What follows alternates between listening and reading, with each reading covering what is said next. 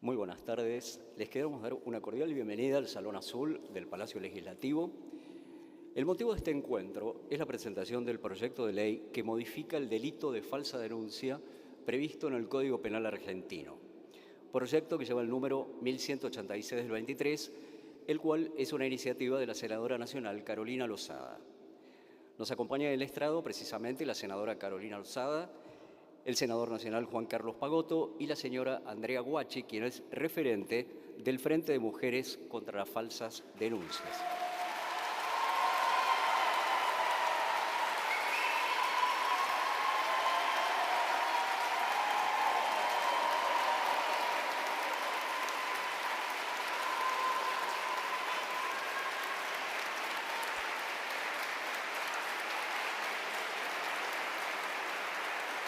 Muchas gracias.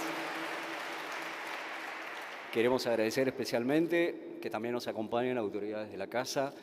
Nos acompaña el senador Bruno Olivera Lucero, el senador Flavio Fama, nos acompaña el senador Pablo Blanco, nos acompaña la directora general del Observatorio de Derechos Humanos del Senado, Claudia Rucci, nos acompaña el prosecretario administrativo de nuestra Casa también, Lucas Clark, y hemos recibido una adhesión muy importante del ministro de Justicia, Mariano Cunio Libarona, que dice...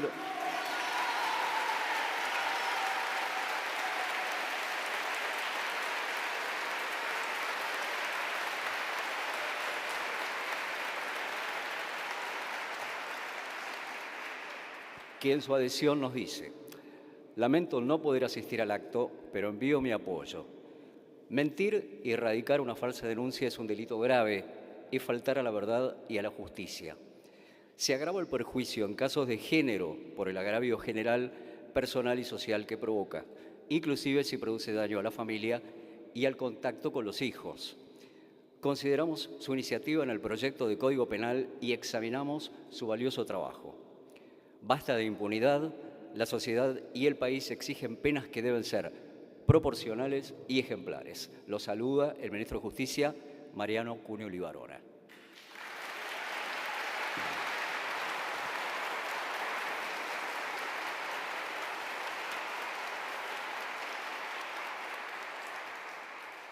Queremos agradecer especialmente a todos los senadores, algunos de mandato cumplido, otros ahora en ejercicio, y distintos legisladores que han apoyado este proyecto histórico de la senadora Lozada. Queremos agradecer entonces a Pablo Blanco, a Dionisio Escarpín, a Mario Fiad, a Estela Maris Olaya, a Gabriela Valenzuela, a Ignacio Torres, Edith Terenzi, Alfredo de Ángeles, Flavio Fama, Beatriz Ávila, todos ellos senadores, algunos en ejercicio y otros de mandato cumplido, y a los diputados provinciales Lucía Montenegro y Marcelo Díaz.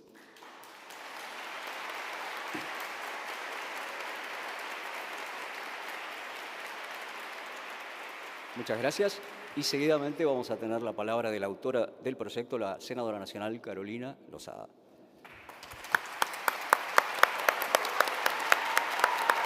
Gracias.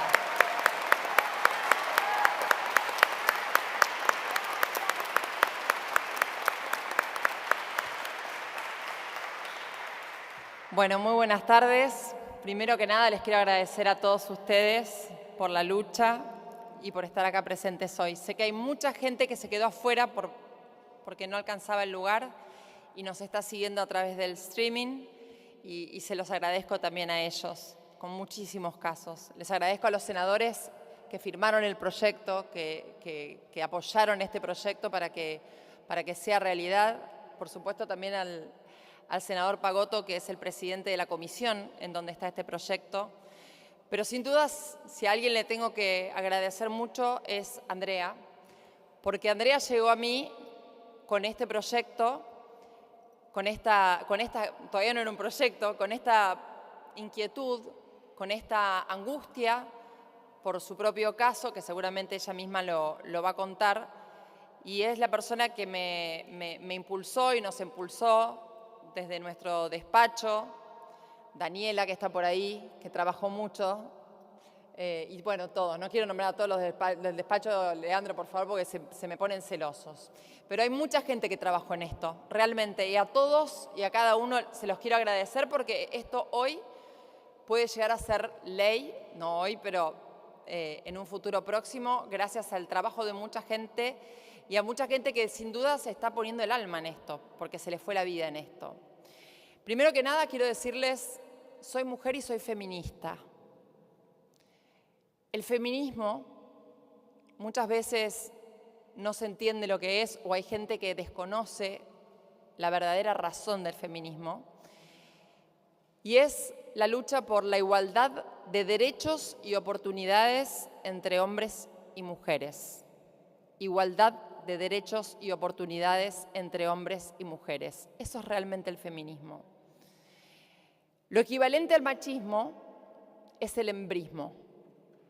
Y el embrismo es lo que tanto daño hizo al verdadero feminismo en la sociedad, cuando veíamos que muchas mujeres embristas militaban un falso feminismo con carteles que decían muerte al macho, cuando hacían sus necesidades en la puerta de la catedral, se sacaban las remeras y tenían expresiones burdas y sin dudas soeces que a ninguna de nosotras quizás o de la mayoría de las mujeres nos representan. Por eso quería aclarar que soy feminista porque busco la igualdad de derechos y oportunidades entre hombres y mujeres. También creo que en Argentina la violencia de género y los femicidios son un problema gravísimo y que tenemos que atender todos. Mira, según el Registro Nacional de Femicidios de la Justicia Argentina, si nos vamos a 2023, hubo 250 víctimas en forma directa y 22 víctimas de femicidio vinculado. Es cuando matan a una mujer para lastimar a otra persona o a una niña.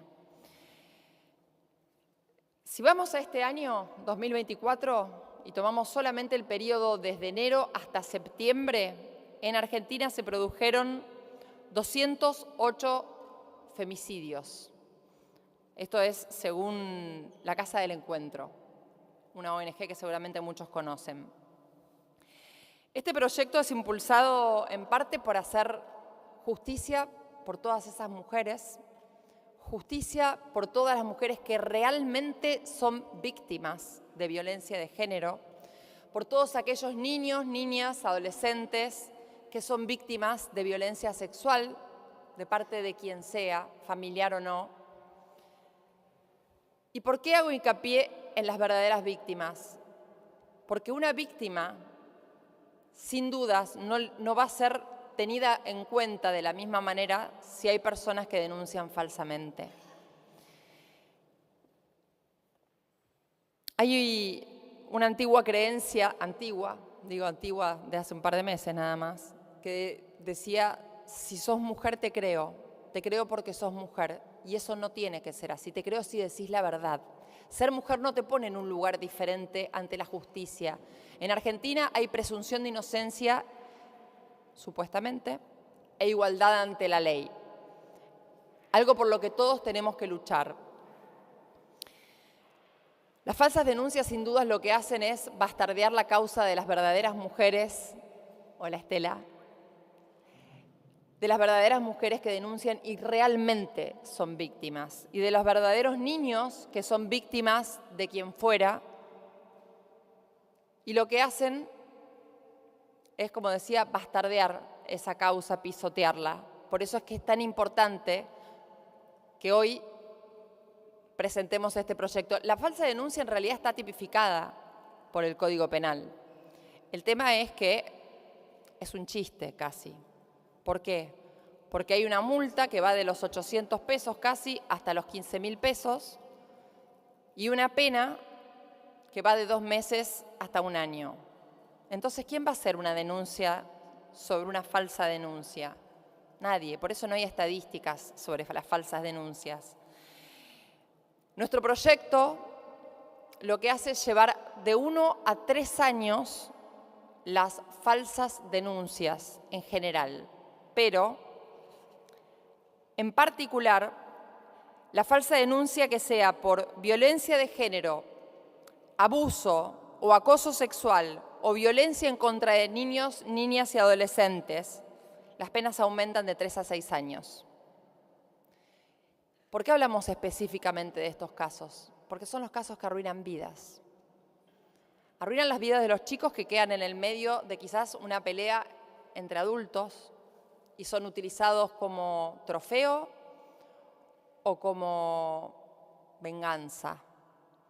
Esas venganzas a veces dejan personas en la cárcel, hombres o mujeres.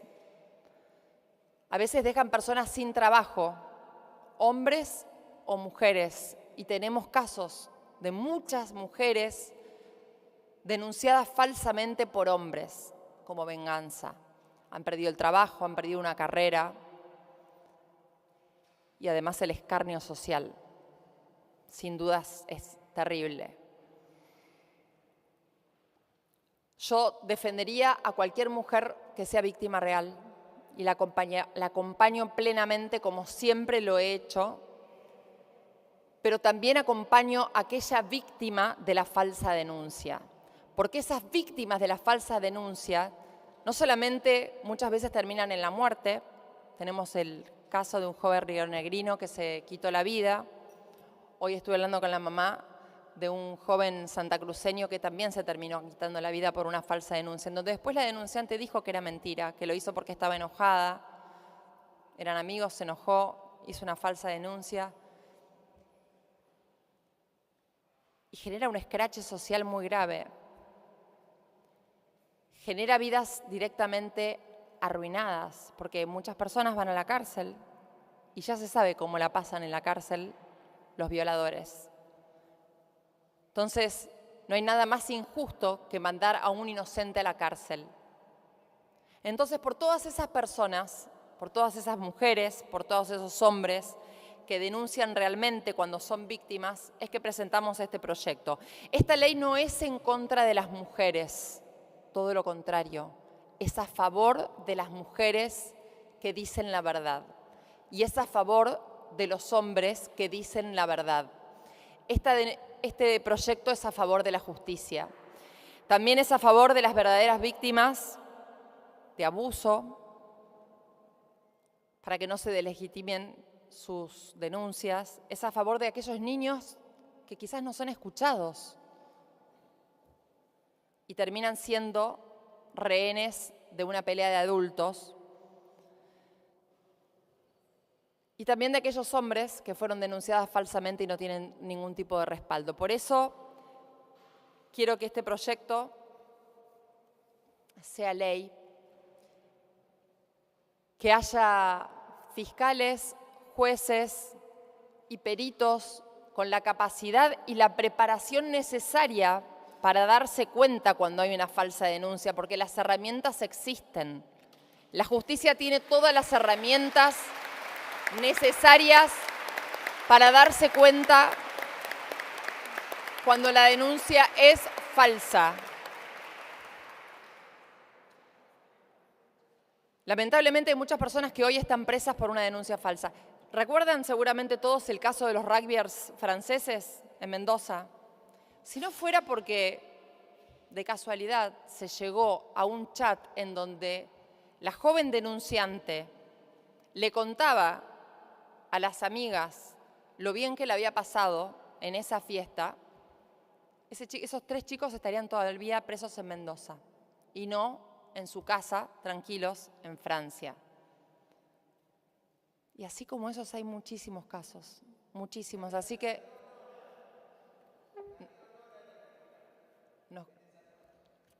no llegué a escuchar, disculpa. Están hablando de quién era el fiscal Darío Nora, fiscal de esa causa. Por eso, bueno, no quiero seguir porque hay mucha gente que tiene muchas cosas para decir. Lamentablemente tenemos tantos casos de personas sobreseídas después de un sufrimiento larguísimo, familias destruidas, de trabajos destruidos, que quiero dar lugar a que hablen otras personas. Así que muchas gracias por estar acá. Ojalá seamos acompañados en este proyecto de ley y se haga justicia en Argentina. Gracias. Muchas gracias.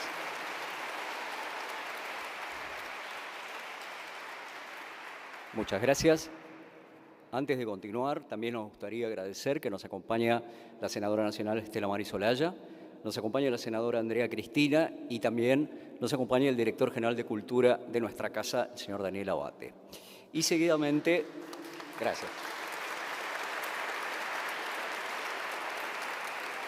Y seguidamente vamos a escuchar la palabra de la señora Andrea Guachi.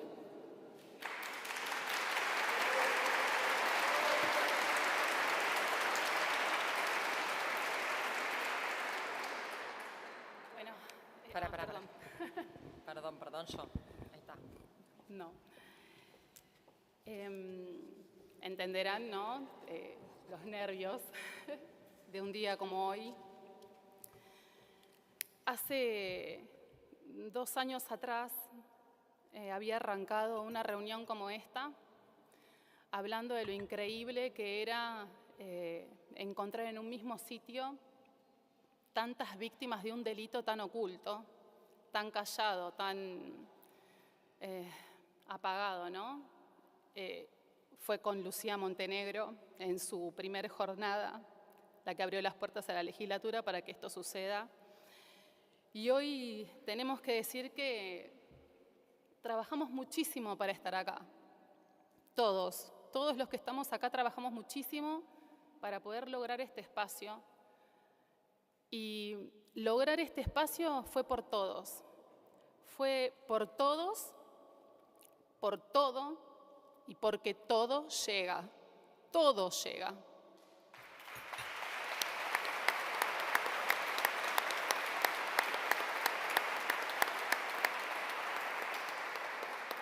Pese al dolor, las lágrimas, angustias, pérdidas, penas, estamos siendo escuchados.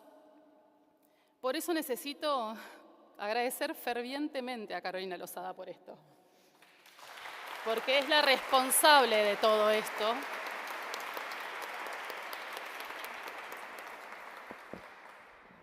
Desde el 2022 que reclamamos ser escuchadas. Ese fue el quiebre. El 9 de septiembre del 2022 fuimos al ex Ministerio de la Mujer, 200 mujeres, firmamos un petitorio para ser escuchadas y hablar sobre esta problemática y nos bajaron la persiana en la cabeza. Muchas de esas mujeres hoy están acá también y a partir de ese día venimos luchando para ser escuchadas. Y es un crimen que calla por el miedo. Entonces, poder lograr al día de hoy que la senadora Lozada haya empatizado con nuestra causa es sumamente importante, pero que se haya ocupado y se haya preocupado por hacer algo por esta causa va más allá de todo lo que nosotros necesitamos para poder sentir justicia y empezar a sanar. Es gracias a la actitud que tuvo como legisladora que no solo escuchó, empatizó y accionó sobre esto, y es la base fundamental de lo que necesitamos como ciudadanos que estamos atravesadas por la injusticia. En estos minutos no quisiera hablar tanto de mi caso porque yo siempre hablo de la causa, pero como hay tantas personas que quizás no saben quién soy, lo voy a compartir. Y para no quebrarme, lo voy a leer. Soy la esposa del ex técnico de la selección de fútbol femenino de la AFA, director técnico campeón en Estados Unidos, en Italia y Argentina. Logró el primer título en la historia en la selección juvenil femenina con AFA, único jurado del Balón de Oro en FIFA, instructor Conmebol, FIFA, profesor de Escuela de Técnicos de Vicente López. Es el único director técnico de fútbol femenino que logró 2 campeonatos en 2 clubes diferentes. Soy madre de un hijo de 11 años y otro que perdí durante el proceso de investigación por las denuncias falsas que hicieron Gabriela Garton, Aldana Cometti, Luana Muñoz, Camila Gómez Ares, apoyadas por el técnico Carlos Borello de la selección femenina de fútbol. Mi esposo demostró su inocencia de manera contundente. El armado y los motivos, con más de 100 jugadoras de testigos y muchas declaraciones ante escribano público. En un plazo de 4 meses, él demostró que era inocente. Ellas no se presentaron al juicio, ni las denunciantes ni su abogada Alexandra Gómez Bruinewood. El objetivo ya estaba logrado: destruir una vida. Medios de comunicación a nivel mundial difundieron la falsa denuncia. Medios a nivel mundial la difundieron. Estas personas que menciono aún están en actividades vinculadas con el fútbol femenino. Mantuvieron todos sus puestos, algunas incluso ascendieron. Por el contrario, con mi esposo debimos abandonar el país. Nosotros en este momento estábamos viviendo en Italia. Gracias a mucha gente que está acá, hoy pude viajar y estoy sentada acá hablando de esto. Es gracias a la gente que me ayudó a que yo pueda estar acá sentada y estoy inmensamente agradecida por eso.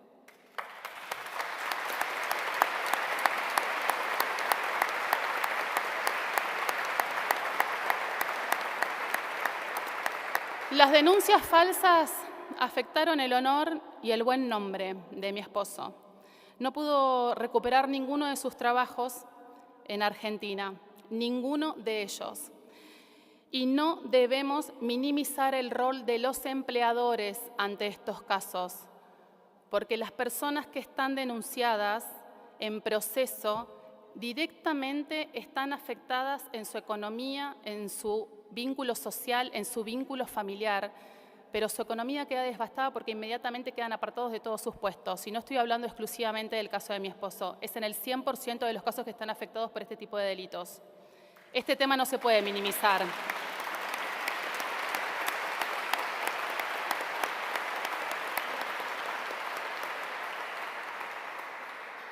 Hay 10 tipos de falsas denuncias. Hace 2 años que vengo trabajando en la causa y uno de los impedimentos de contacto es uno de los motivos de falsas denuncias, y el de mi esposo, del apartarlo de un puesto de trabajo, apartarlo de su puesto de laboral, es uno de esos 10 motivos, y cada vez hay más afectados en este tema. Cada vez son miles los casos que dentro del ámbito laboral están siendo denunciados y apartados de su puesto de trabajo. Por eso recalco el tema del rol de los empleadores dentro de las situaciones que aparecen las denuncias, que ni siquiera sabemos si son falsas al momento de denunciarlas. Todo el mundo puede denunciar, pero me parece que hay un rol sumamente importante por parte de la justicia, pero también de quienes aquellos que están colaborando, trabajando con ellos, también tienen que involucrarse y encontrar un camino viable para que hasta tanto no se resuelva judicialmente, no se lo puede privar del derecho del trabajo a las personas. Nosotros como familia, él como víctima, mi hijo y yo como víctimas detrás de las víctimas, siempre apostamos a la profesionalidad y a la pasión de Diego para con el fútbol femenino. Apostamos desde hace casi 20 años nosotros como pareja, y podría salir bien o podría salir mal. Yo creo que con lo que he dicho y la profesionalidad de él, evidentemente estaba yendo bien.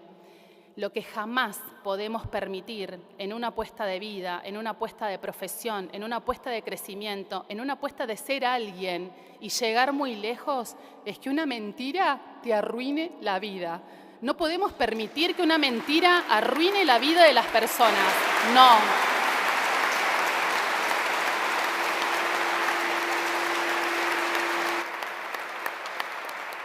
Mientras que las familias pierden absolutamente todo, los denunciantes continúan sin consecuencias contundentes que se asemejen al daño que han provocado a los denunciados, a personas de bien, a ciudadanos de bien.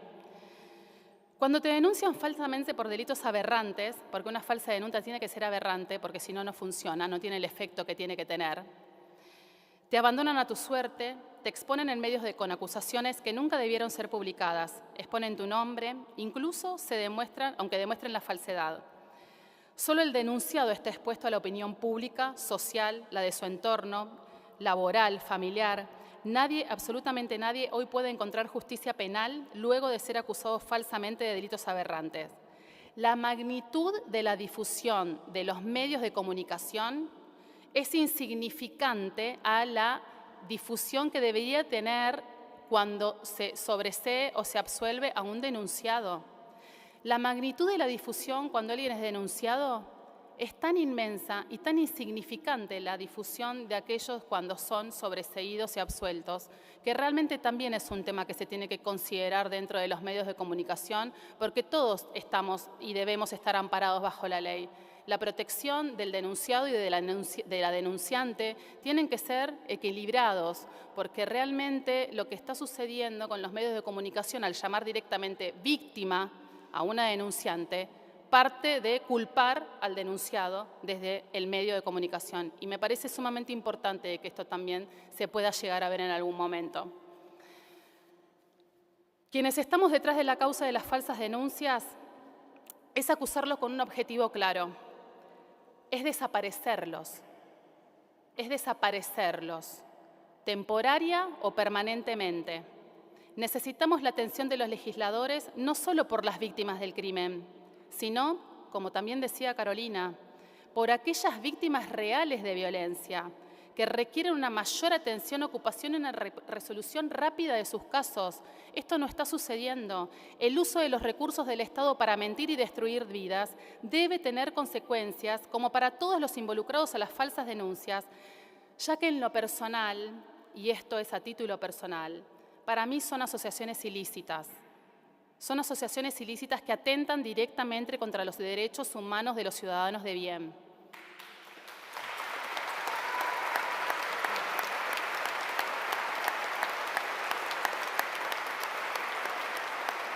Si delincuentes cometen actos delictivos, deben ser condenados.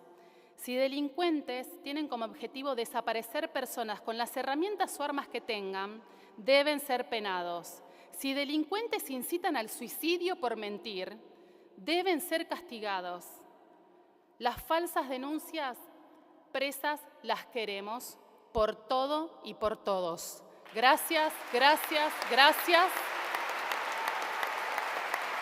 Porque si estamos acá es porque estamos unidos y ya no estamos solos. Gracias. Gracias. Gracias.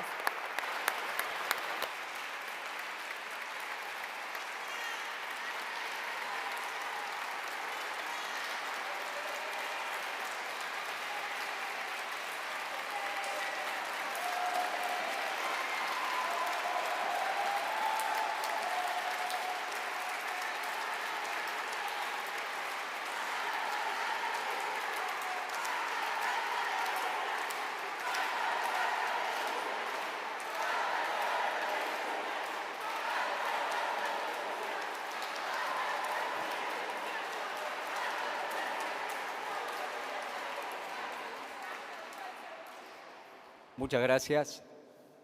Y seguidamente vamos a ir invitando a algunos expositores que se van a ir acercando al atril para brindarnos su testimonio. Vamos a invitar en primer lugar a Graciela Riquelme.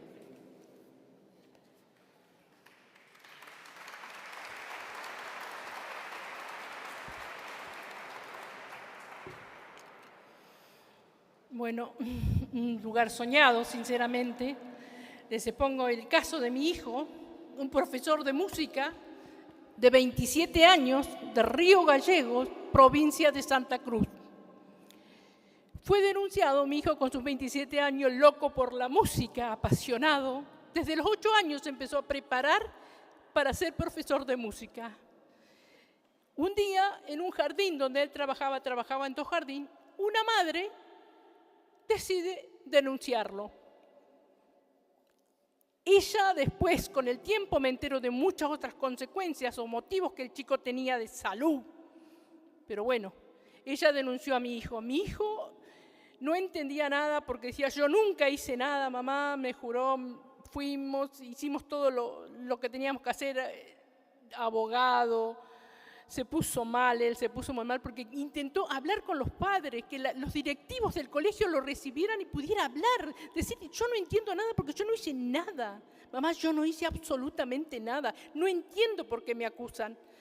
Bueno, cayó en un estado depresivo, los grupos de los padres lo lapidaron en todos lados, empezó a correr por los medios sociales, el Face, el WhatsApp, todos lados, y él cayó en un estado depresivo profundo, no comía, no dormía, quería que alguien lo escuchara, pero nada, nadie lo quiso escuchar, ni los directivos de educación en Santa Cruz, nadie. Y fue re triste para mí porque él ya no razonaba, se puso tan mal porque vivía pensando, llorando. ¿Por qué no me creen si yo no hice nada? Bueno, psicólogo, psiquiatra, medicación. No quiso tomar la medicación porque decía, yo no estoy loco, yo no hice nada, no entiendo de qué me acusan. Bueno, un día me pidió, no lo dejábamos salir solo para nada él, porque teníamos miedo de la represión de los padres. Iba con el hermano a todos lados, hasta que un día él me dice, mamá, me tenés que dar permiso, yo no hice nada, teneme confianza. Quiero salir a caminar por la ría, quiero sentirme libre. Y salió a caminar por la ría. Un día a las 7 de la mañana, él era deportista, jugaba al fútbol, salía a correr por las noches, tenía su banda, sus chicos, su equipo de fútbol, y tomó la terrible decisión de meterse en la ría de Río Gallegos. Al estar él tan malo de salud, murió ahogado. Todos dicen que se suicidó. Para esto yo tenía mis abogados, mis peritos, y 3 días después, esto fue un 2 de noviembre, sale las cámaras Gesell. No había nada, mi hijo nunca había abusado, nunca había tocado al niño, para nada. Mi perito se quejaba porque hicieron 2 cámaras Gesell, cuando está contraindicado en niños de 5 años. ¿Y qué pasaba? Cuando descubrieron la realidad, el niño tenía un problema de autismo. Y la madre denunció que el chico se aislaba, no participaba de las cosas del hogar, de la casa. Pero mi hijo, para ver eso, ya no estaba. ¿Cómo queda eso? En la nada. Yo sin mi hijo. La madre era de Salta, vivía en un lugar periférico de la ciudad. Volvió a Salta con su hijo. Cuando la jueza me llama me pidió hablar conmigo, yo le pregunto, bueno, ahora yo no tengo más a mis hijos, pero ¿qué quiero ahora? Que este niño tenga atención, porque quiero una vida digna para él. ¿Qué me dijo? No sé, señora, nosotros se lo entregamos a la salud, ellos se encargarán. Pero yo a mi hijo no lo tengo más. Y a ese niño no sé qué es de la vida de él, que yo quisiera también que tenga una vida digna, porque yo también soy madre. Y yo hoy le pido a ustedes que basta de falsa denuncia. En Santa Cruz está de moda la falsa denuncia. Tenemos en este momento, nosotros estamos tramitando una fundación.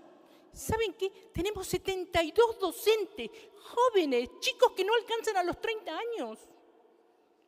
Gente muy joven, y se la agarran con esa gente joven, que es terrible. Pero cuando me contaban, dice, el profe de educación física pasó y me tiró un beso. Cuando le preguntás a ese docente, ¿vos le tiraste un beso? Yo no recuerdo haber hecho eso. Así son las denuncias. Hay otro chico de profesor de música, compañero de mi hijo. ¿Saben qué dice?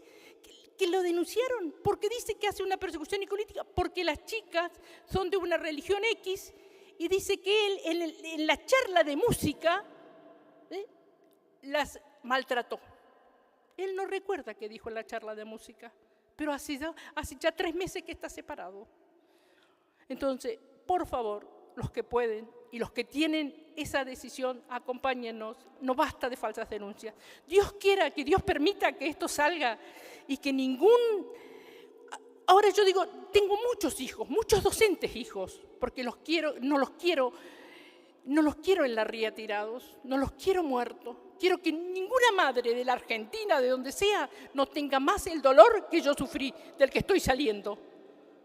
Así que, por favor, tenemos que decirle basta a las falsas denuncias, porque en este momento es una moda. Es una moda. Gracias.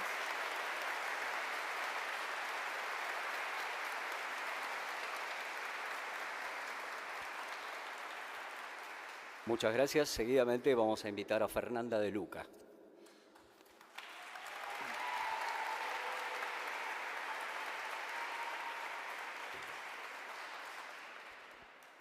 Buenas tardes, gracias infinitas por este espacio.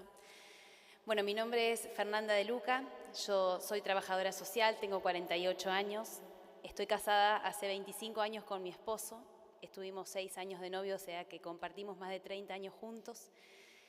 Él tiene 26 años de docencia. El 7 de octubre de 2021 nos despertamos una mañana.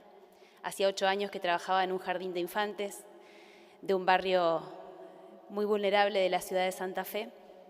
Y mientras desayunábamos con mi hijo mayor, al mismo tiempo que recibimos el llamado de la directora, vemos en los medios de comunicación que había una manifestación de padres en la puerta del jardín con su foto y la leyenda de violador. En ese momento el alma se nos cayó al piso. Pensamos inmediatamente asistir al gremio para ver cómo procedíamos, más allá del miedo y del desconcierto.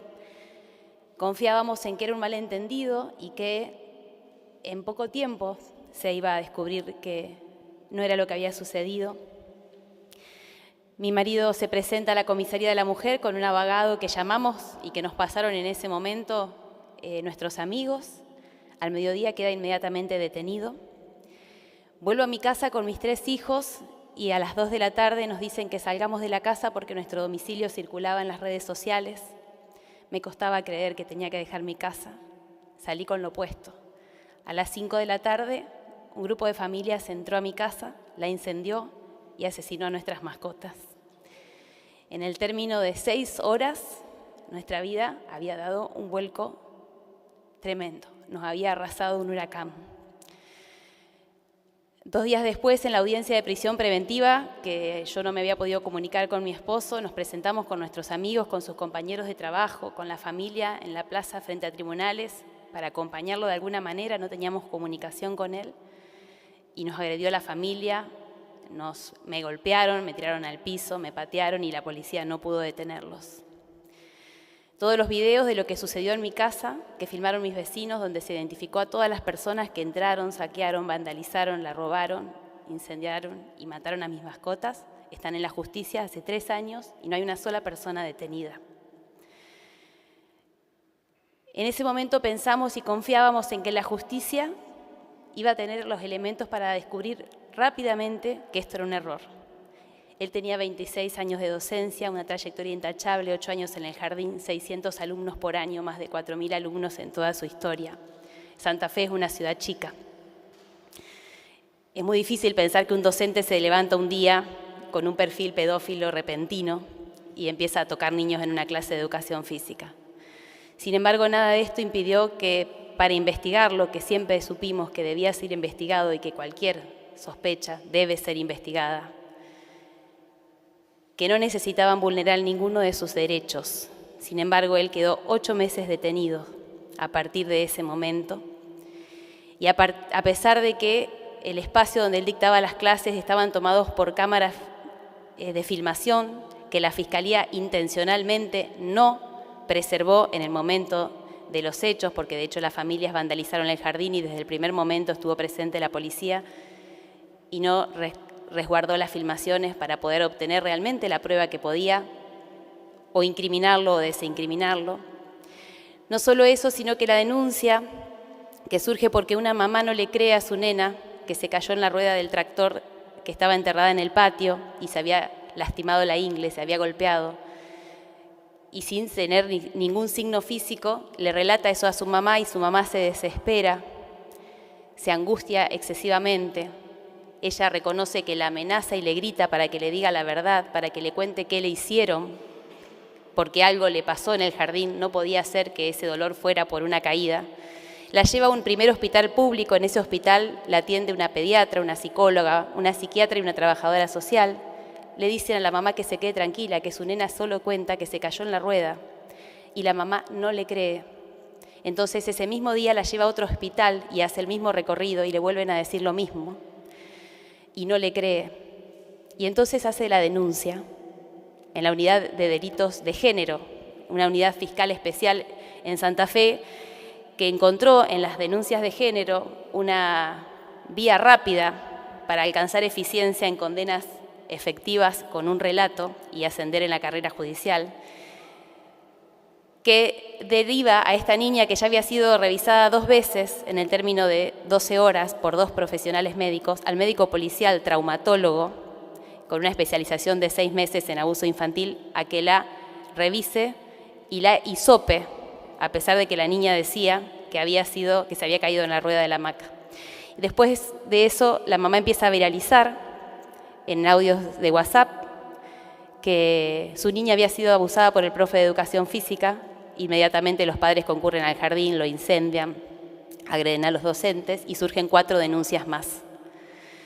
La Fiscalía, desoyendo todos los informes médicos de la primera intervención, deriva a las niñas a ser entrevistadas por el equipo de niñez del Servicio Local Municipal, que contraviniendo todas las recomendaciones de las guías de buenas prácticas de UNICEF, la Ley Provincial de Niñez de la provincia, su decreto reglamentario y el decreto de abordaje de niños en situación de violencia sexual que existen en la provincia, deriva a las niñas a ser nuevamente entrevistadas en el término de 24 horas. Para algunas niñas era la 5ª intervención, por un equipo del servicio local donde participa una abogada que era abogada personal de la fiscal del caso y que además era la socia de la abogada querellante que toma uno de los casos en el juicio.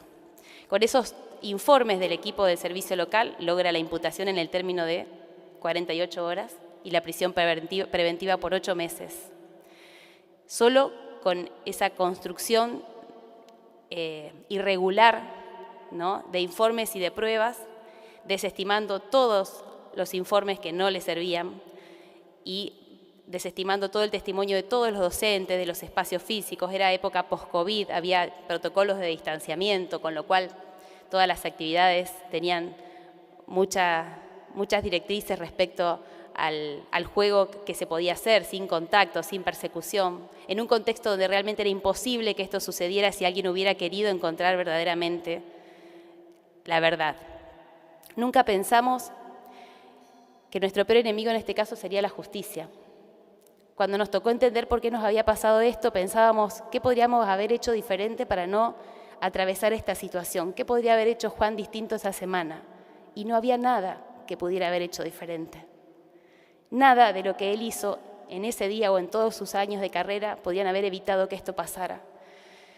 Nos costó mucho entender por qué se desatan estas denuncias en los jardines, que es algo que pasa a lo largo de todo el país, como le pasó a la mamá de Facundo, como le pasa a la mamá de Darío Céspedes en Santa Fe, que está condenado en una situación muy similar a la de Juan, a 9 años de prisión, siendo absolutamente inocente y con todas las irregularidades en el proceso de investigación penal.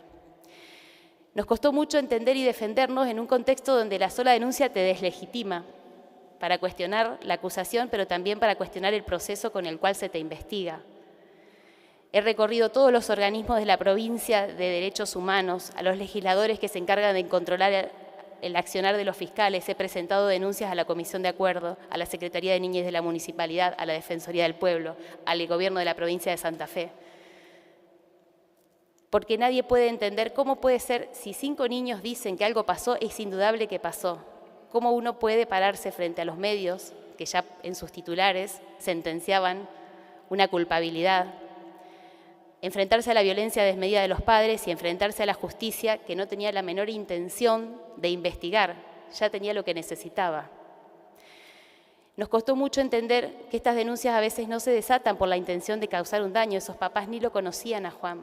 Se desata por una mamá con un miedo desmedido, que no sabe interpretar lo que está sucediendo y que no es bien acompañada por los organismos del Estado, que en lugar de acompañar, contener, sostener y brindar recursos para proteger a los niños, no hace más que echar leña al fuego y construir de eso una causa. Y por el contagio que esta noticia se da a través de los grupos de WhatsApp, que genera un miedo desmedido, una paranoia y un interrogatorio cargado de angustia y de inducción en los niños de muy corta edad, a tal punto de que en la Cámara Gesell una niña declaró que el profe Juan le tocó la cola en la clase de educación física y se comprobó que nunca había tenido clases con el profesor Juan porque había dejado el jardín antes de que comiencen las clases presenciales. Hasta ese nivel pudimos comprobar la contaminación que esos niños tenían en su relato, un relato muy escueto, poco circunstanciado y sin detalles, pero que valía lo necesario para construir una condena. 25 años de prisión pidieron para Juan. Enfrentamos el juicio el 27 de agosto de este año, un juicio que duró más de un mes con más de 100 testigos, testigos que fueron ofrecidos desde el primer momento. La Fiscalía contó con todos los testimonios, no solo de todo el personal del jardín, sino de todos los compañeros, exalumnos, de toda la carrera de Juan, más de 100 testimonios hablando de quién era. Todos estos testigos pasaron por el juicio y luego de un mes de testigos y donde además pudimos demostrar el abordaje absolutamente irregular, inadecuado y diría yo casi de asociación ilícita entre el Ministerio Público de la Acusación, el Servicio Local de Niñez, que debía proteger los derechos del niño, y la querellante, se demostró la inocencia de Juan.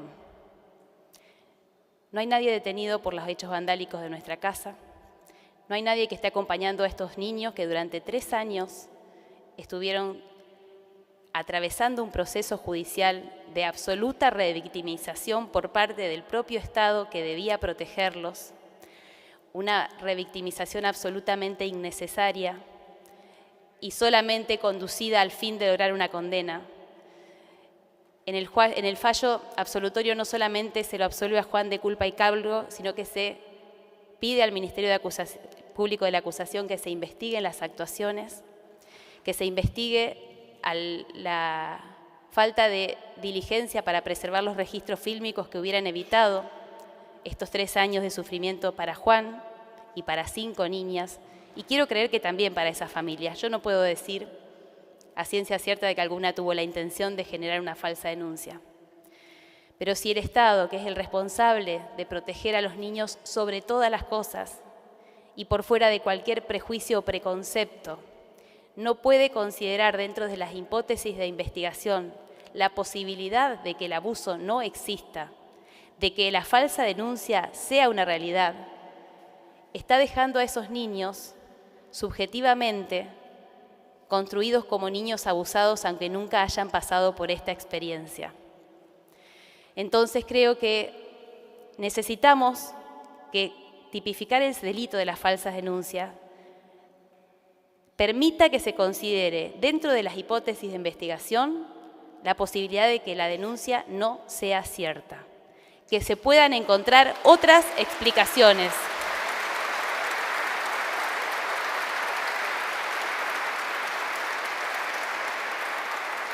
Porque no hay mayor verdad para estos niños que la posibilidad de que ese abuso no haya existido.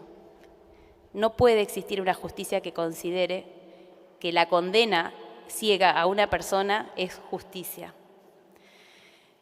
Esta realidad que pasa y que cuento, que es la que contó la mamá de Facundo, pasa a lo largo de todo el país con miles de docentes en las mismas circunstancias. Algunos absueltos, algunos sobreseídos, algunos con sus causas archivadas y otros condenados injustamente. Este año murió Lucas Manuel Puig, docente de La Plata, absuelto en 2015, cuyo juicio fue anulado por un juez que hoy está condenado por fraude y vuelto a juzgar, condenado a 35 años de prisión. Murió en la cárcel un año después de haber quedado preso, esperando el fallo de casación por falta de atención médica por un cáncer no detectado. Dejó a su esposa y a sus 4 hijos y a todos los docentes del país que nos inspiramos en su lucha, con los chicos no, con los docentes tampoco.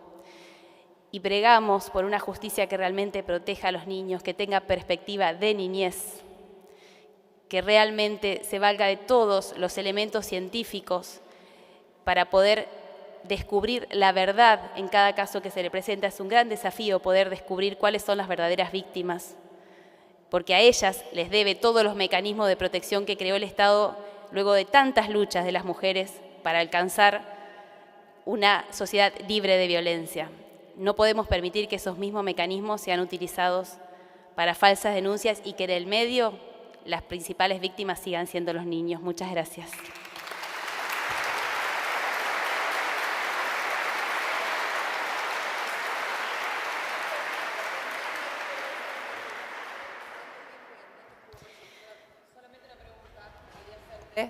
era ¿cuánto tiempo estuvo preso tu marido y en qué lugares?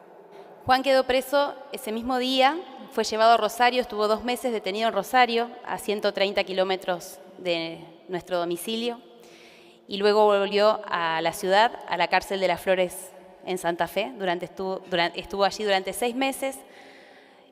Él quedó en libertad en la audiencia preliminar, que es una audiencia que se realiza para presentar las pruebas que van a ser dirimidas en el juicio.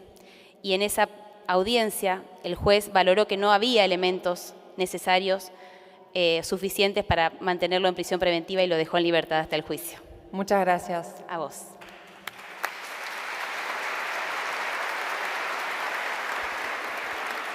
Muchas gracias. Nos gustaría también agradecer que nos acompañe el senador Bartolomé Abdala, que es presidente provisional de nuestra casa, además de la senadora Vilma Bedia, que también nos está acompañando. Y ahora vamos a invitar al señor Ramón Dupuy para su testimonio.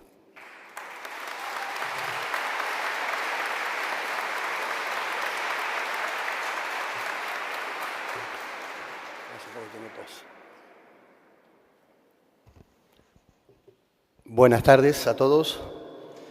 En primer lugar, agradecerle a Andrea, a Caro, al legislador y a todos los senadores y diputados presentes aquí y a todos en general, ¿no?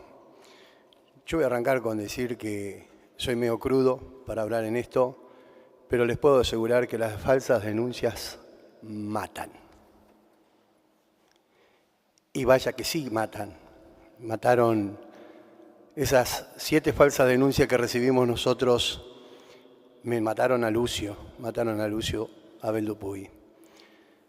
Una octava amenaza por teléfono, donde si no entregábamos a Lucio, nos acusaban de violadores. Esa fue la progenitora de Lucio. Aún así, y todo con esas pruebas, presentándole a la, ustedes me van a saber disculpar, pero no puedo llamarla de otra forma, la tercera asesina de Lucio, porque hay 3, en realidad hay 4, la asesora de menor Elisa Catán, la jueza del juzgado número 1 de General Pico, Ana Clara Pérez Ballester, son las culpables de que Lucio hoy no esté jugando con nosotros, de que Lucio no esté viviendo en mi casa, de que Lucio no está viviendo su vida normal como debería vivir una criatura hoy por hoy, casi 9 años. Nosotros presentamos todas las pruebas habidas por haber, la magnitud de perseverancia, de perversas que tuvieron los mensajes de estas asesinas con mi hijo, Cristian. Demostramos fotos que son medias irreproducibles, donde se hacían cosas que Lucito estaba presente. Demostramos dónde compraba videos, dónde compraban estupefacientes y dónde los vendían. Y Lucito con ellas. Ante la justicia nos presentamos 11 veces. Ante la jueza pedimos 7 veces que fuéramos escuchados. Y bueno, se cansó la jueza. La última audiencia que nos dio, nos dijo, la madre es la madre y no va a estar mejor que con la madre. Ustedes saben que al año y 3 meses me lo trajeron en un cajón a Lucio. Y no me molesten más porque los meto preso. Esas fueron las amenazas de la jueza Ana Clara Pérez Ballester. Yo recibí el 28 de noviembre el peor golpe que he existido en mi vida. He sufrido mucho la pérdida de mis familiares, pero como la pérdida de Lucito no lo sufrí jamás. Y aún lo sigo sufriendo porque me vaciaron por dentro, juntamente con mi señora, juntamente con mis hijos, con mis nietas, mi familia. Hay un vacío enorme, se los puedo asegurar que es enorme el dolor que se siente por dentro, levantarse el día a día y pensar, mirar sus murales, sus juguetes, que aún lo tenemos, y él no está. No está ¿por qué? Porque recibió 7 falsas denuncias a mi hijo, y a través de esas 7 falsas denuncias, una jueza con ideología de género entregó a Lucio a su progenitora. Y el desenlace fue fatal. Nos cortaron el vínculo, nos hicieron impedimento de contacto, se lo llevaron a 140 kilómetros en plena pandemia donde no se podía viajar de pueblo a pueblo. Solamente una videollamada una vez por mes o 2 veces por mes cuando se necesitaba plata, que me decía, Lucio quiere hablar con vos. Mi señora ya sabía que necesitaba plata y girábamos. No era mucho, ¿no? 5, 7, 8 mil pesos porque era lo que yo trabajaba con mi carrito pochoclero los fines de semana. No me importaba, con tal de ver los 5 minutitos. Te lo juro que no me importaba. Él nunca expresó nada. ¿Por qué? Por la gran manipulación que tenía. La gran inducción psicológica que le habían hecho estas 2 asesinas perversas hasta que lo asesinaron. Algunos saben cómo terminó Lucito el cuerpo, pero es el 60% solamente de lo que se dio a conocer. Lucio sufrió muchísimo. Y hoy agradezco a Dios estar aquí, porque Lucio fue un quiebre en la sociedad, un quiebre en la mirada de la perspectiva de niñez que antes no se mencionaba. Y gracias a ustedes, a vos, André, que me conocés desde entrada, del primer día, sabés la lucha que tenemos nosotros por los niños, niñas y adolescentes de nuestro país. No queremos que haya más Lucio. Lucio se lo llevó las falsas denuncias, porque si no hubiesen hecho esas denuncias, Lucio estaba vivo, estaría vivo. Pero ¿saben qué? Lucio hoy está más vivo que nunca, porque nosotros con mi señora y mi familia nos vamos a encargar que jamás muera. Gracias.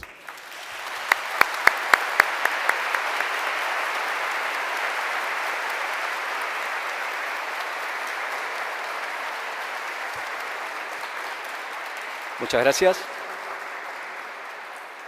Y seguidamente vamos a invitar al atril a Cintia Díaz.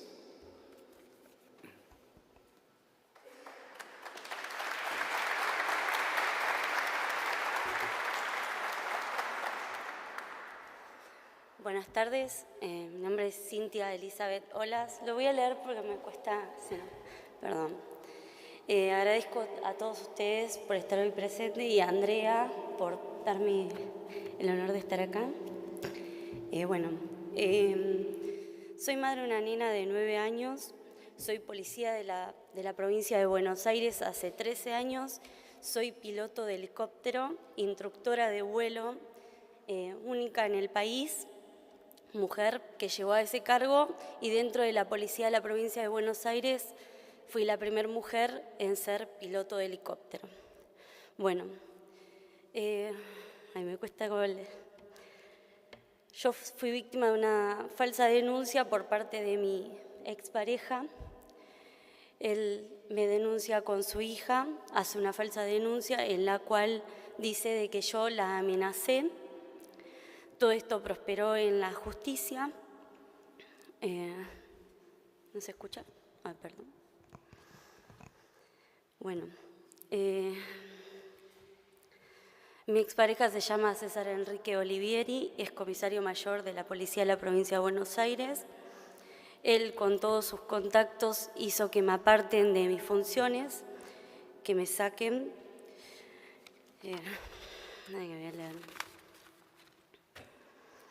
Bueno, en el juzgado, en la unidad fiscal de instrucción de juicio número 3 de delito sexual de Esteban Echeverría, a cargo de la doctora Magdalena Vanessa González, junto con su hija, me hace la denuncia por amenazas. Y él se presenta a dar testimonio de eso junto a su socio Lucio Faga. De más está decir que ese día fue comprobado gracias a todo el trabajo de mis abogados durante 3 años, que yo me encontraba a más de 140 kilómetros del lugar y testimonio de las personas de allá, de que yo no había estado ahí. Pese a todo eso, fui apartada en la policía. Hoy en día estoy trabajando en una comisaría, no pudiendo lograr volver a mis actividades normales. Tuve que pasar por todo el proceso que pasa cualquier persona que es denunciada, que me tomen las huellas dactilares, las fotos, todo eso para mí fue muy, muy triste. El 13 de junio del 2023, la señora agente fiscal Magdalena Vanessa González requirió que la denuncia en mi contra pase a debate oral, con una absoluta carencia de pruebas y objetividad que lo hace responsable de las obligaciones que incumben como funcionaria pública y permitiendo que una denuncia falsa a las claras prospere. Finalmente, el 17 de junio del 2023, el juez de garantía Javier Leandro Mafusi Moré, en la resolución de solo 4 hojas, resolvió mi sobreseimiento, en el entendimiento probado que el hecho denunciado jamás sucedió. La felicidad que sentí ese día fue inexplicable y aún así lejos estaría de lograr la justicia por los años de injusto proceso padecido. En búsqueda de ella hice la debida presentación por falsa denuncia y falso testimonio en el que incurrieron Natalia Nicole Olivieri, César Enrique Olivieri y Lucio Faga ante la Unidad Fiscal de Instrucción y Juicio número 4 de Esteban Echeverría, a cargo del doctor Fernando Daniel Samisa. Lejos de dar curso a lo denunciado, de convocarme, de escucharme lo que tenía que decir, en forma express archivaron la misma, entendiendo que no han reunido elementos suficientes para acreditar el ilícito denunciado y que a lo mucho era una discrepancia entre las declaraciones. Tal resolución, para peor, fue confirmada por el señor agente fiscal Carlos Román Bassini, haciendo suyos los argumentos del doctor Samisa. Para coronar el desarrollo nefasto que tiene el prosperar de una falsa denuncia, materia que a todos convoca hoy, el juez en lo correccional número 8 de Lomas de Zamora, doctor Antonio Miguel Baliqui, y los jueces de Cámara de Apelación y Garantías, Miguel María Alberdi, Guillermo Alejandro Rolón y Navásquez Miguel Carlos, entendieron necesario condenarme a 2 meses de prisión, en suspenso por el delito de desobediencia. Ello que fue debido una vez radicada la falsa denuncia ante el fuero penal, mi expareja acudió a la justicia junto a su hija para pedir un perímetro. No a su domicilio, sino al lugar de trabajo, a un aeroclub, que es un lugar público donde cualquier persona se puede presentar. Yo fui por trabajo y ahí es donde él agarra y radica la denuncia en mi contra. Todo eso prosperó y bueno, hoy en día estoy, como ya dije, en una condena por 2 meses de prisión en suspenso, lo cual podría hacerme perder hasta mi trabajo. Ya he perdido todo lo que es de volar, porque lamentablemente no estoy volando, que es lo que me gusta. Puedo llegar a perder mi trabajo y por quien trabajo a diario es por mi hija, es lo que no quiero perder. Quiero resaltar con esto que una vez más la erradicación de múltiples efectos nocivos que tiene una falsa denuncia para cualquier persona, sea hombre o sea mujer, llegando a la locura y al extremo que una sentencia condenatoria puede estar apoyada en ella, sin realmente un sustento material más que lo formal de la denuncia. Es necesario entonces que se tomen cartas en el asunto de forma urgente. Esta ocasión me toca ser víctima de una nefasta falsa denuncia, la cual desde el año 2021 vengo sufriendo terribles efectos. Es necesario que todos los funcionarios judiciales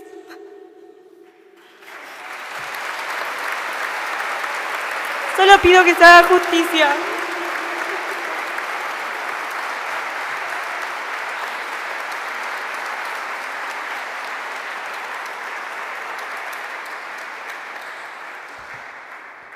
Muchas gracias. Seguidamente vamos a invitar a Jazmín Carro.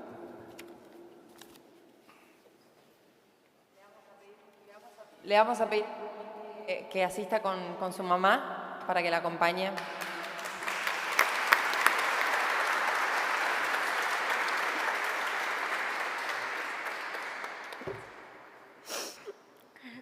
Bueno, hola y buenas tardes a todos. Mi nombre es Ania Jazmín Carro y vengo a contar mi historia. Una historia donde no solo hubo una falsa denuncia de mi parte, sino una persecución del Polo de la Mujer, cómplice con la justicia de Córdoba, para condenar a un hombre inocente. Solo necesitan a una persona que diga algo en contra de un hombre para terminar condenado por no menos de 10 años a la cárcel, o 15, como mi papá. Necesitan a alguien como yo para acomodar y manipular toda la información para llegar a su fin. Mi historia comienza cuando tenía 14 años, empezando mi adolescencia. Me agarró un enojo con mi padre y no quería límites, no toleraba un orden, y en el colegio y la sociedad me mostraba a cada rato que yo era una mujer y ningún hombre debía decirme qué hacer. En esa época, una amiga, verdadera víctima, me contó un abuso que sufrió, y con mi colegio, que apoyaba el feminismo o el hembrismo, y daba discursos constantes del odio hacia el hombre, incluso con varias falsas denuncias hacia profesores, tomé su historia como propia para sacarme de encima a mi papá. Le dije a mi mamá que él me había manoseado años atrás. Ella, sin dudarlo, lo enfrentó. Y después de un rato de ellos discutiendo, fuimos al Polo de la Mujer a erradicar y denunciar y a pedir ayuda para mí. En ese lugar no solo nunca me ayudaron ni me contuvieron, sino que se aprovecharon de mí, me hicieron parar sola con 14 años a hablar con alguien, y solo le conté lo que había pasado, ni más ni menos. Que le dije a mi mamá que mi papá me había tocado mis partes íntimas tiempo atrás. Nunca me preguntaron si era verdad, si mentía, y no solo no dudaron de mí, sino que me hicieron una revisión médica muy invasiva para ver si había sido ultrajada en algún momento. Un adolescente de 14 años, que nunca había tenido ni siquiera novio, tuvo que abrir las piernas ante un hombre adulto desconocido. Ahí empezó todo el maltrato, ya no solo hacia mi padre, sino también hacia mí. Un año después supe que no hicieron eso porque solo un médico puede firmar una declaración y no cualquier secretario como quien lo tomó. Y no solo eso, se tomaron el trabajo de poner que en esa revisación yo dije que mi papá me obligaba a chuparle el pene, cosa que no solo nunca pasó, sino que nunca dije, y que eso pasó de una acusación de abuso simple a un abuso con acceso carnal y todos los agravantes. Desde ese momento nunca me dieron contención ni ayuda psicológica, pero a mi papá le prohibieron no solo el contacto conmigo, sino con mi mamá y mis otros 2 hermanos. No lo dejaron volver a casa, a su hogar, solo con una acusación de manoseo, que ni sabían si era verdad. Sacaron un hombre de su hogar, rompiendo el primer momento y casi con prioridad a una familia por completo. Al poco tiempo le dije a mi mamá que era mentira lo que había dicho, y ella fue y contó al Polo, pero debían seguir con una investigación. Y obviamente mi papá no podía volver a su hogar. Yo y toda mi familia, confiables a la justicia, que iba a hacer su trabajo como debían, y al ver la realidad, casi un año después, me llevaron a una pericia psicológica previa a la cámara Gesell, que el único objetivo era manipularme y hacerme entender que era una mujer abusada. Sin experiencia, mi mamá no puso algún perito de parte e hicieron lo que quisieron. Crearon una historia de abuso repetidos en mi cabeza y me hicieron entender que yo sí había dicho lo del sexo oral. ¿Cómo? Empiezan queriendo entrar en confianza, preguntándote cosas personales, con quién vivo, cómo es mi casa, qué hago cotidianamente, qué cosas me gustan hacer, si vamos o no de vacaciones, y así toda esa información van usándolo para armar una historia perfecta para condenar a un hombre. Desde ahí no contesté casi nada y les decía que no era correcto sus afirmaciones porque como yo no quería contar ni hablar del tema porque me daba mucha vergüenza. La psicóloga se encargaba de armar la historia y de decirme cómo había sucedido un abuso en casa y no solo uno, sino que por mucho tiempo. Cuando intentaba decir que no fue así, que yo no viví eso, me decían que puede ser que lo haya olvidado, pero que es normal, que suele pasar. Y creaba en mi cabeza como mi papá supuestamente me llevaba a mi pieza o a la suya, por ejemplo. Hasta me dieron que cuando mi papá me enseñó a andar, también era abuso, porque le había contado que hubo un fin de semana que nos fuimos al río y me enseñaban a nadar y ellos decían que eso era abuso porque ponía una mano en mi espalda y otra cerca de mis glúteos y obviamente ellos me decían que eso era tocar mis partes y era abuso. Salía llorando de esas sesiones enojada hasta con mi mamá por llevarme y no hablaba con nadie. Entre todos esos días, no sé cuál fueron, si fue una pericia o una cámara Gesell, creo que fue una cámara, cuando ellas me dijeron que al otro día debía contar todo lo que hablábamos en un relato mío sin que ellas me preguntaran nada. Y yo lo hice por miedo, por ignorancia, no sé, quizás vergüenza que me traten de mentirosa. Al tiempo lo detuvieron a mi papá y noté que las cosas habían ido demasiado lejos. Hablé con mi abuela, le conté lo que pasó y que había mentido.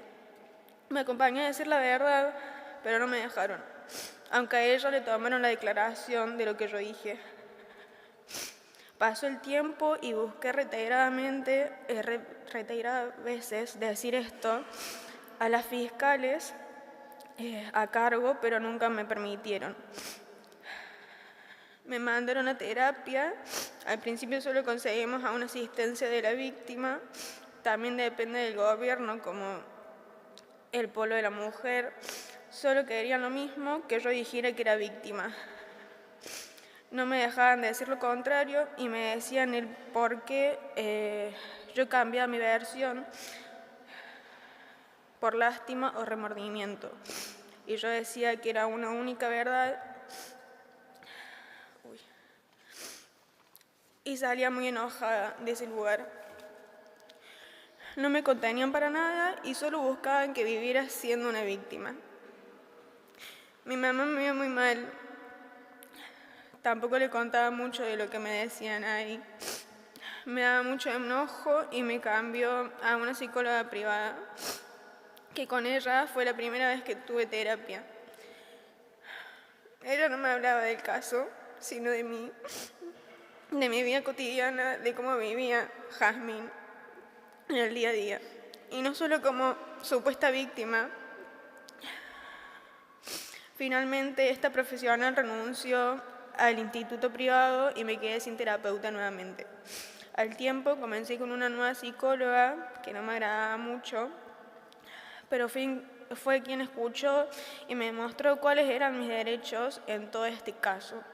Y uno de mis derechos fundamentales era el ser escuchada. Me acompañó emocionalmente hasta llegar al juicio.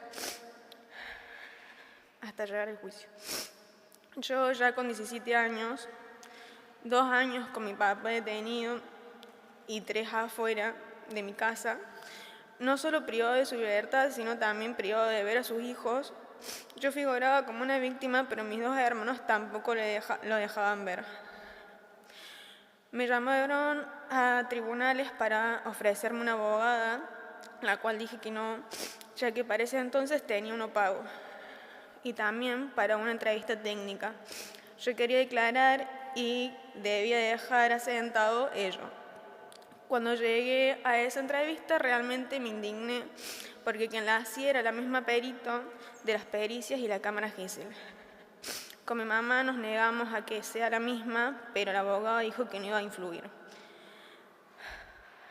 ya que solo era una entrevista donde yo afirmaba mi voluntad de declarar en el juicio y no podía dar su opinión o hacer ningún tipo de análisis. Entré y comenzó igual. ¿Cómo estás? ¿Con quién viniste? ¿Con quién estás viviendo? Hasta la segunda pregunta le contesté, pero con tono sarcástico todo el tiempo, la verdad, porque era lo mismo que hace 2 años. Y le dije, no vengo a decir más, que solo quiero declarar el juicio. Me siguió preguntando de quién me había dicho eso, si alguien me lo dijo, si entendía de qué se trataba, y con tono afirmé que dije, y le dije, sé muy bien de qué es y quiero declarar. Y dio por finalizada la entrevista.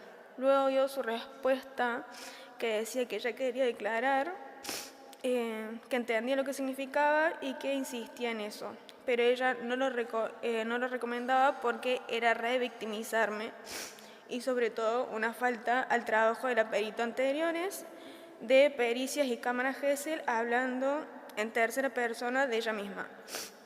No nos importó y fuimos al juicio esperando el momento que me dejen entrar a declarar. En la primera audiencia no sucedió, pero pasó algo más terrible para mí. Al finalizar dejaron entrar a saludar a mi papá, ya casi 3 años que no veían a sus hijos. Bueno, no, está bien. No, yo sé que Has está muy angustiada y por eso está leyendo todo. ¿Querés contar lo que a vos te pasó? O sea, ¿qué es lo que pasó realmente y cuáles fueron las consecuencias? Sí, bueno, desde el primer día que le cuento a mi mamá que esto era mentira, nunca nadie me quiso escuchar. Desde ese momento siempre me trataron mal. Nunca me dejaron poder hablar de vuelta. Y estuve siempre y fui a todos los lugares para poder hacerlo y nunca me dejaron. Y hasta el día de hoy no puedo hacerlo. Bueno, ahora puedo. Pero sigo esperando a poder y que se me escuche. ¿Cuánto hace que tu papá está preso? 4 años. Casi 4 años. 4 años y 8 meses. 4 años y 8 meses preso. Has tenía 14 años cuando lo denunció. Y automáticamente, rápidamente dijo, mentí. Tenía 14 años, una nenita. O sea, y la justicia hoy no la escucha y su papá sigue preso. Por eso está tan angustiada ella. Por eso me paré para que pueda decirlo fácilmente.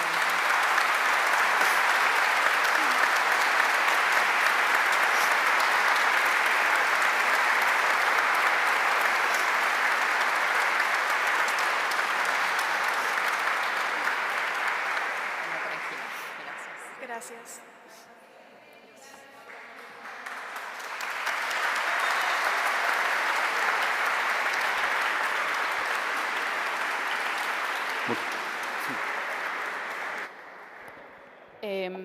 Gracias, Has. Sí, Has, sos muy valiente de verdad. Es sumamente importante lo que acabaste de hacer. Quiero simplemente aclarar que al principio quizás no se entendió.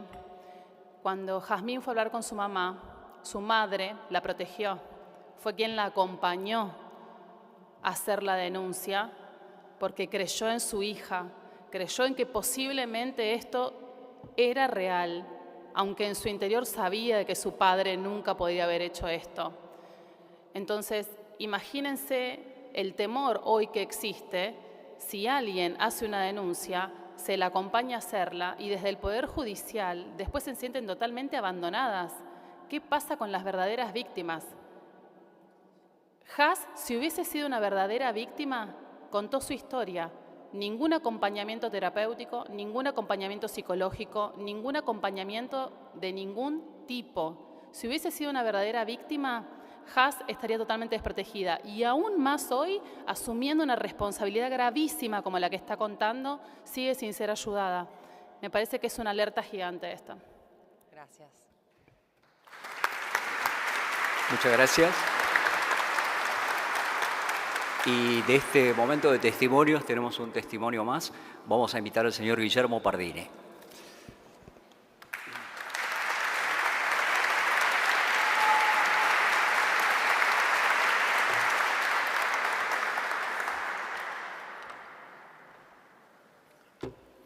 Bueno, la verdad que después de lo que uno escuchó esta tarde,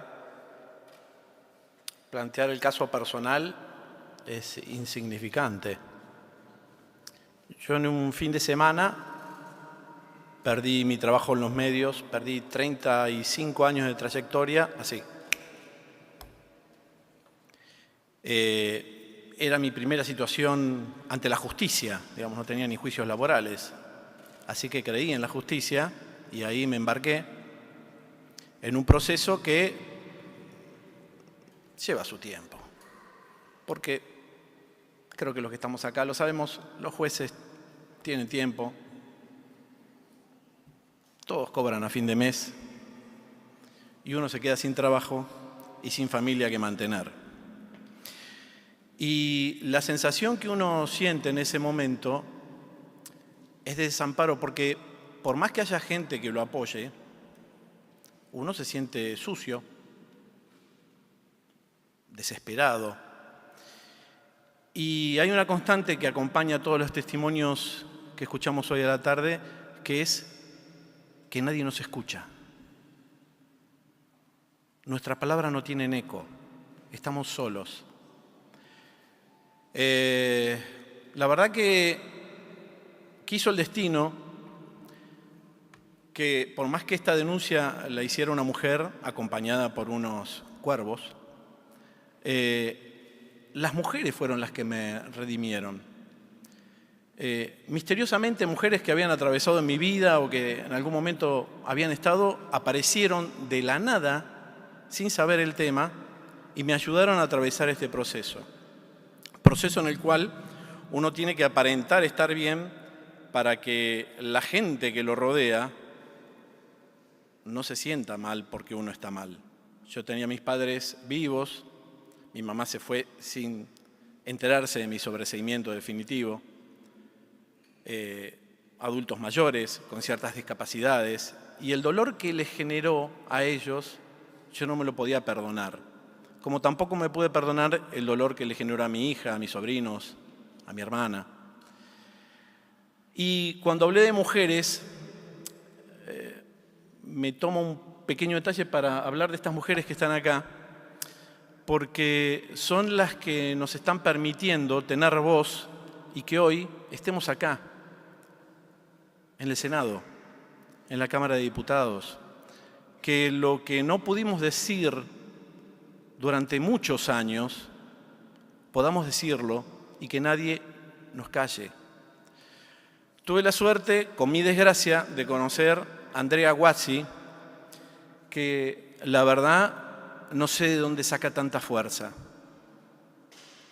Es impresionante lo que hace esta mujer y la verdad se lo he dicho al marido, sin que ella escuche, pero qué orgullosa que está él de tener una mujer que va siempre adelante. Y la otra mujer que está acá, que nos conocemos de la vida y de la profesión, y que la vida la trajo para el terreno político, fue la que nos dio las orejas, nos dio el hombro para poder llorar nuestras penas y que hoy estemos acá contando nuestras historias. En el derrotero judicial perdí trabajo, perdí ahorros, porque era cuestión de meses, semanas, se resuelve esto. No, sí, ya presentamos esto. Y más allá del laburo efectivo de los abogados, los jueces están en otra. De hecho, en el proceso judicial fui amenazado por uno de los abogados delante del juez y el fiscal y no pasó nada. Los abogados siguen ejerciendo.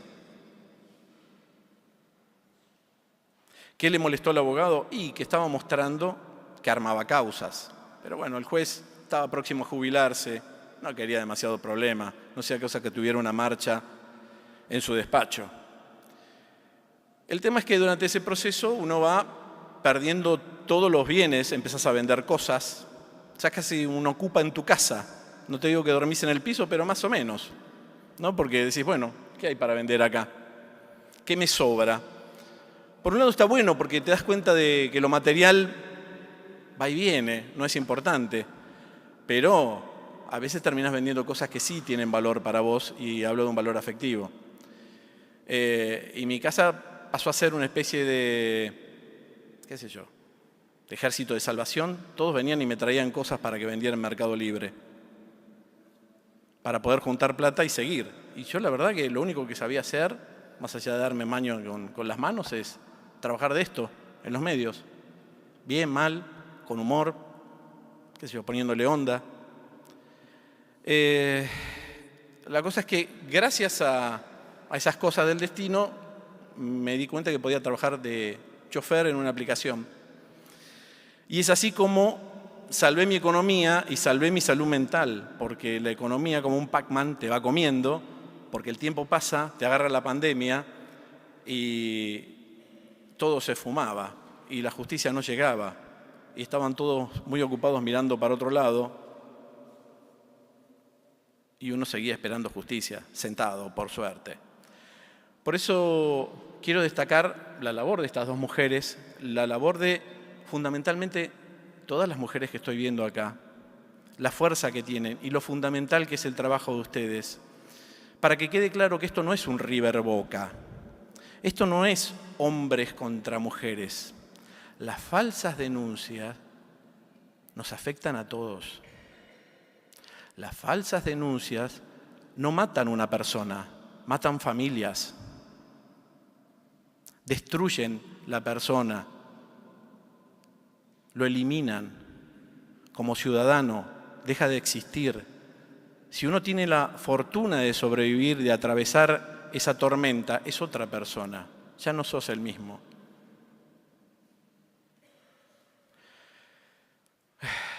Bueno,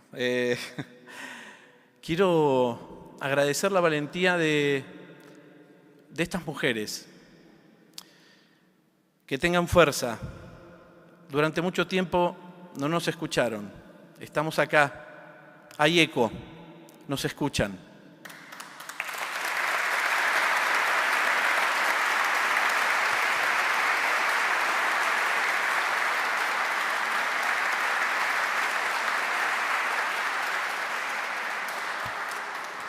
¿Puedo decir algo?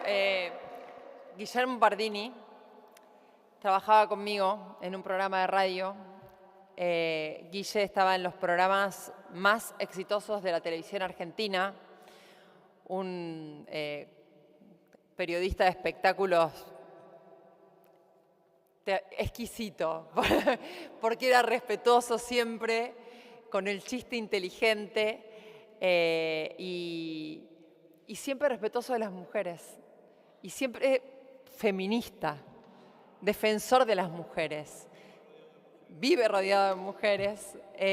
No quiero contar mucho de su caso porque respeto el dolor que le causó, pero nada, quería decir que él perdió todo y ahora lo está recuperando. Y ahora lo está recuperando.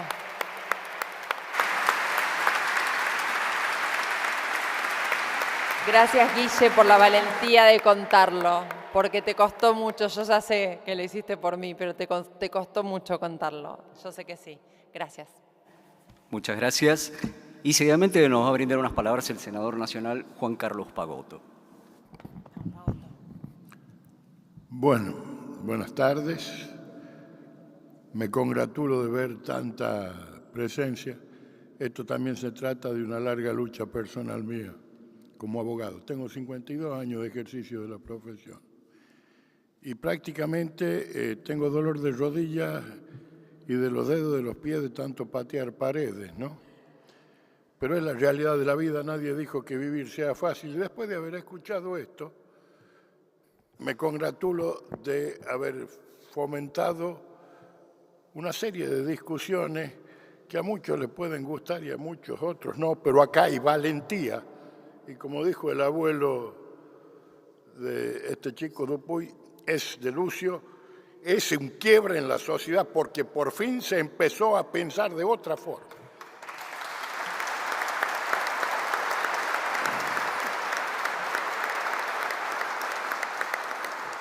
Mi vida, para que no quepa ninguna duda, está signada por las mujeres. Tengo 3 hijas mujeres, vivía con mi madre también, mi esposa, entonces siempre me han manejado y hoy día Carolina lo acaba de demostrar.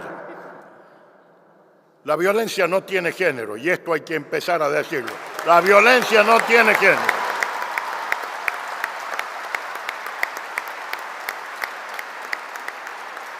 Fíjense, yo he tenido problemas con varios fiscales y hasta el día de hoy no me voy a ir de este Senado hasta que no ubiquemos a los ministerios públicos fiscales de la acusación en donde tengan que estar.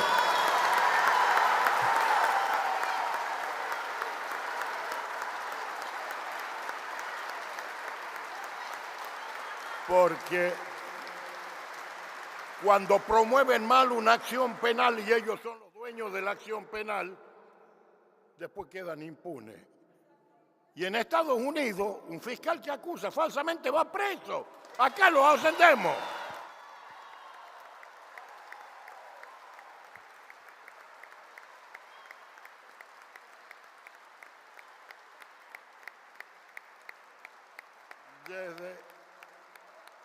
Desde el día que llegué a la Cámara...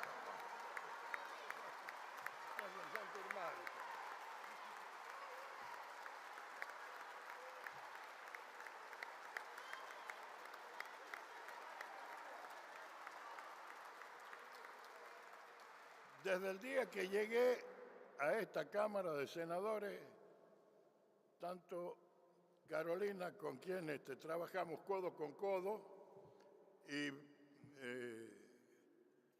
la diputada Montenegro, me enloquecieron con este tema de la violencia de género.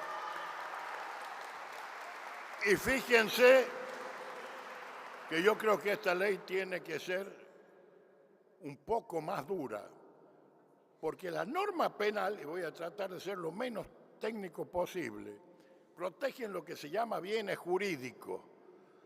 La falsa denuncia es un delito contra la administración de justicia, o sea, en contra de nadie, porque no tiene ni siquiera pena, es en contra de nadie. Y acá no es la víctima la administración de justicia por la mentira de una falsa denuncia. Son víctimas todos los que la sufren. Y no solamente ellos, sino colateralmente familias enteras que han quedado destruidas.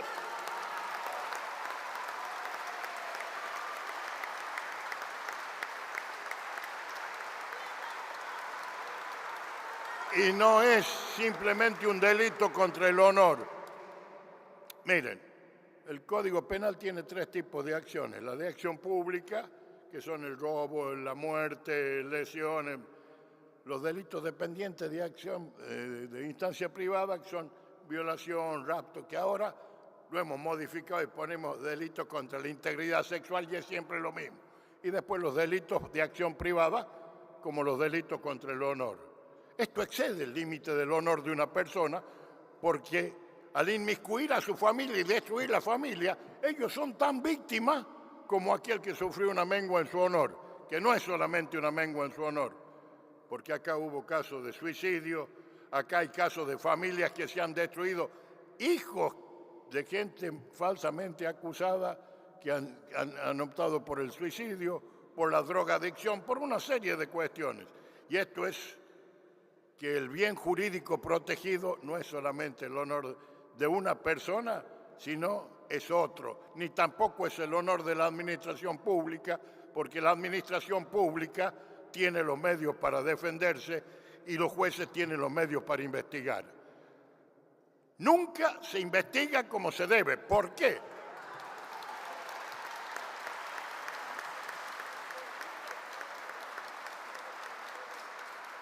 Por una falsa aplicación de la Convención de Belén do Pará, que la hacen decir cualquier cosa.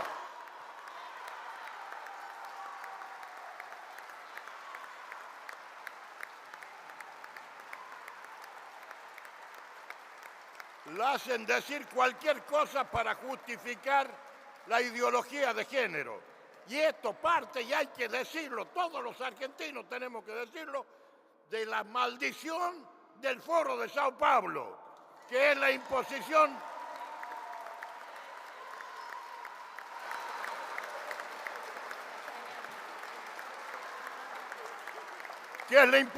de la ideología de género como motor de la historia. Y yo les digo, cuando me hablan de juzgar con perspectiva de género, ¿por qué no se juzga con perspectiva de justicia? Porque eso es lo que hay que hacer.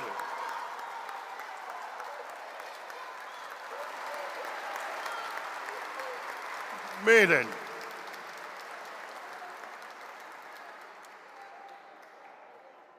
yo sé que hay muchos jueces y fiscales que no les va a gustar lo que yo digo. Me importa 3 rábanos. A los 72 años ya estoy más allá del bien y del mal. Pero miren, no tiene por qué uno ir a hacer una querella por calumnia cuando el delito ha sido mucho más grave que alguien le publique en un diario que guarda el mejor de los conceptos de uno, que esa es la finalidad de la querella. No, acá hay un delito que no solamente es contra la administración pública, sino contra la familia, contra las personas, y que causa daños que son susceptibles de ser medidos. Fíjense, el perjurio en otros países es un delito gravísimo. En la Argentina entran por una puerta y salen por otra. Yo he tenido fiscales que me han dicho que por el tiempo el testigo se olvidó y tienen una memoria selectiva algunos testigos. Es más, hasta hubo en el Ministerio Público Fiscal y en varios otros organismos llamados de derechos humanos, entre comillas, quienes preparaban testigos para todos los casos. Y esto es una verdad y lo tengo grabado en un montón de audiencias. Esto es lo que tenemos que terminar.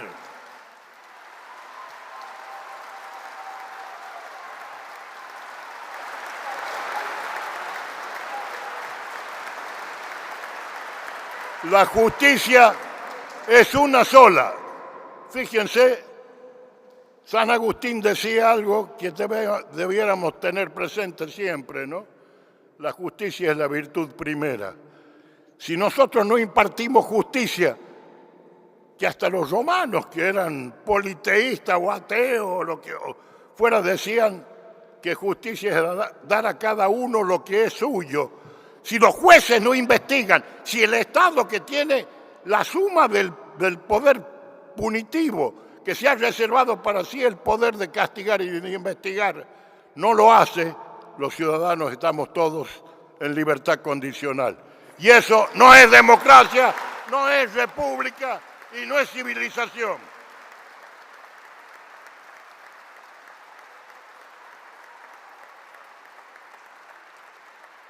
Toda la vida, y disculpen que personalice la cuestión, he tenido el convencimiento de que la ley debe seguir la realidad.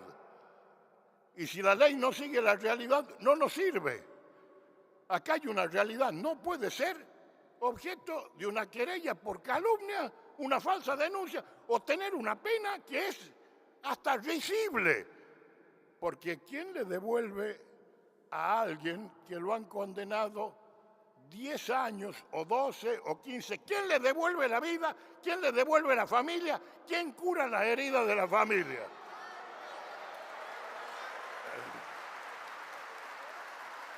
Esta es la obligación de legislar que hemos asumido los senadores y especialmente Carolina.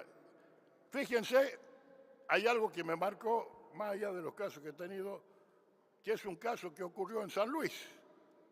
En San Luis metieron preso a una persona durante casi 9 años porque lo acusaban de haber matado a la novia.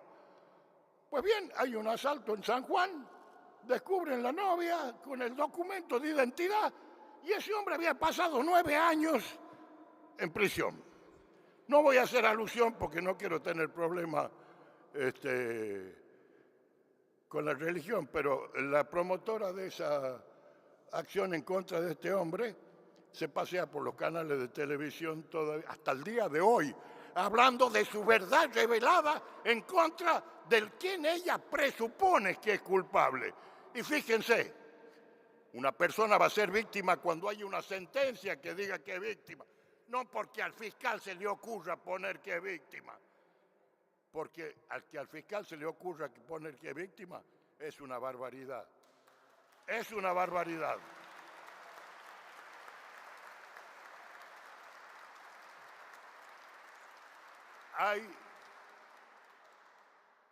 Hay una manera, y yo creo que el comienzo de todo cambio es tomar una decisión política.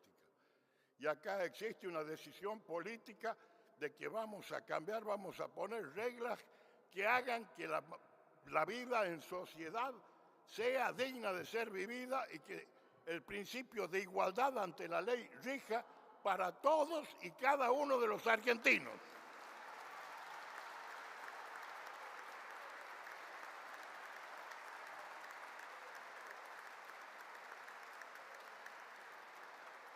Y digo esto porque tampoco le tengo miedo a los ataques. He tenido fuego propio, fuego enemigo, y acá estoy, enterito y cada vez más gordo. No hay que tenerle miedo a la verdad, hay que salir y decir.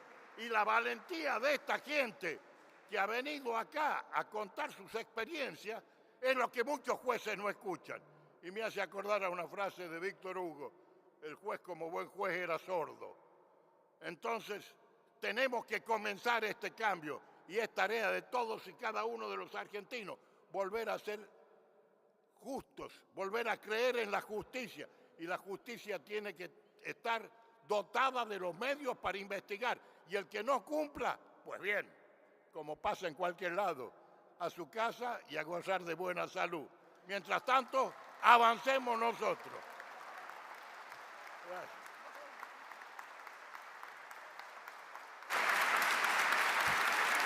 Muchas gracias. Senadora Lozada.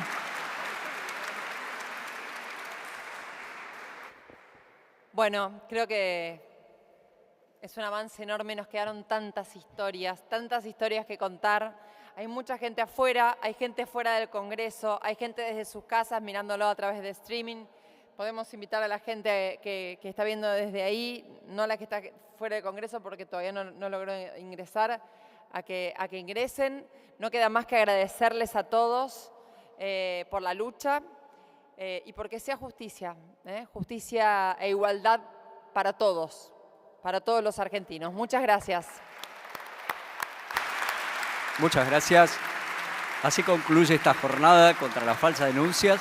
Muchas gracias por acompañarnos.